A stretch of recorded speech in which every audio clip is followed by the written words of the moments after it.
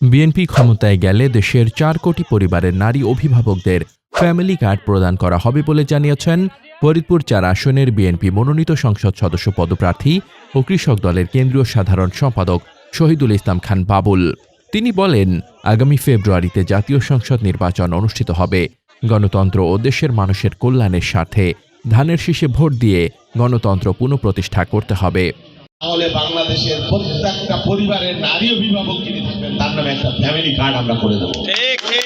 এবং এই কার্ডের মাধ্যমে যাদের অর্থনৈতিক অবস্থার বুনিয়াদ একটু দুর্বল তাদের জন্য মাসের একটা মাসিক খরচ ভাতা সেই মহিলার অ্যাকাউন্টে বা তার ফোনের মাধ্যমে তার কাছে পৌঁছে যাবে। এখানে কোনো জালিয়াতি নয় ছয় চলবে না।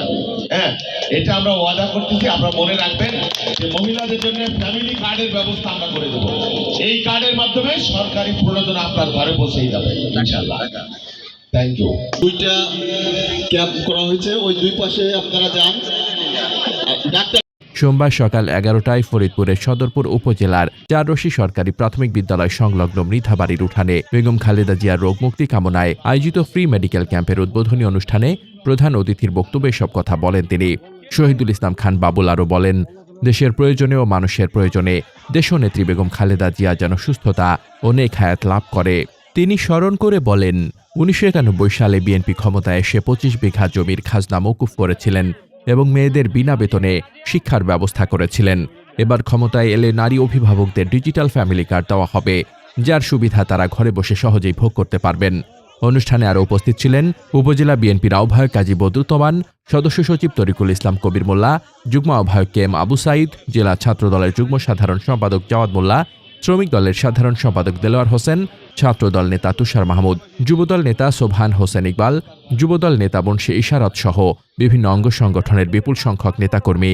সদরপুর উপজেলা বিএনপি ও অঙ্গ সংগঠনের উদ্যোগে আয়োজিত এই ফ্রি মেডিকেল ক্যাম্পে ৩২ জন বিশেষজ্ঞ চিকিৎসকের অংশগ্রহণে দুস্থ ও অসহায় প্রায় ১,২০০ রোগীকে বিনামূল্যে চিকিৎসা সেবা ও ঔষধ বিতরণ করা হয়। মোহাম্মদ শামীম রেজা, দৈনিক খোলা চোখ।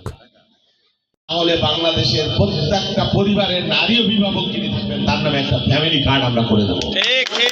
এবং এই কার্ডের মাধ্যমে যাদের অর্থনৈতিক অবস্থার বুনিয়াদ একটু দুর্বল তাদের জন্য মাসের একটা মাসিক খরচ ভাতা সেই মহিলার অ্যাকাউন্টে বা তার ফোনের মাধ্যমে তার কাছে পৌঁছে যাবে। এখানে কোনো জালিয়াতি নয় ছয় চলবে না।